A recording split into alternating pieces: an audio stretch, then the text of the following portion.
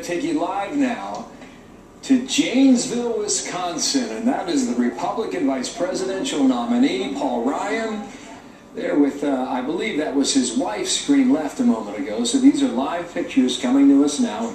We'll continue our conversation here with Sean, but if our viewers were with us some 45 minutes ago, you saw Mitt Romney and Ann Romney cast their ballot in Belmont, Massachusetts, and now we see Paul Ryan back home, southern part of the state in Wisconsin, a guy who's represented that district now for 14 years. He's taking his children and his wife Jana to the voting place with him, and she's going to vote as well, of course, but the kids have been, sort of a big part of all of this process. Some real cute pictures that have come out of them. They've clearly been enjoying it all, and, so many people across the country believe in bringing your kids with you when you go to vote and making them part of the process so that they will grow up seeing that happen and that they will want to be active parts of the process themselves. And for a lady there in the polling place. It was a tradition for my mother and me. Every time. We'd walk up Treeview Drive, across Neeb Road, and cast our ballot, then we would walk back. And here you are, still hooked on the whole process, as am I. That's right. So, Sean, you were saying, what is your best argument for how Mitt Romney wins today?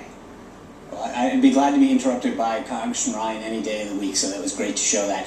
But Barack Obama, when he came into office, he said that he was going to fix the problems that he faced. He understood the breadth of them, and he had the solutions for them. The unemployment rate is higher, the debt is higher, energy prices are higher, education costs are higher. So that argument that Brad made just frankly doesn't hold water. But second of all, listen to what Governor Romney's been saying on the trail. He's not going to complain about what he's going to inherit, and frankly, it's going to be worse than what President Obama inherited. He's going to, day one, get the job done and fix the problems. And that's what America's looking for right now, is someone who's going to tackle the bold problems that this country faces with real solutions. But you know what their argument is, losing 800,000 jobs that first month they took office, and on it went from there.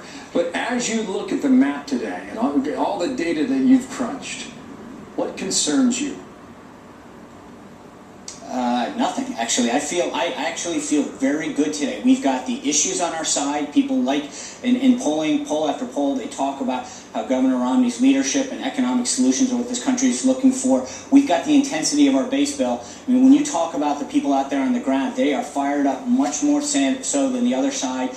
We're making more voter contacts than we've ever made in the history of our side. And then if you look at, again, go to the polling and look at the independents. The independents from anywhere from 9, 10% all the way up to 20 in every one of these battleground states is breaking for Governor Romney, and that's a very positive sign. So I think we're looking to have a very good night. Yeah, it is true in 2008 that President Obama beat John McCain by 8 points among independents, and some of this polling we've seen this week, in fact, has Governor Romney up 15 points in that category. This is what we're hearing, though, in polling places in the battleground states now. Not outside the battleground states, but in places like Ohio and especially New Hampshire. They're talking about record turnout numbers at some of these polling stations already. Now, does a strong turnout, does that help you or does that hurt you? Well, obviously, it depends on who's turning out, but as I kind of mentioned before, we've had probably the most robust and enthusiastic and energetic get-out-the-vote effort in the history of the Republican side. So when we talk about the number of volunteers and voter contacts that we've made, if we're doing our job,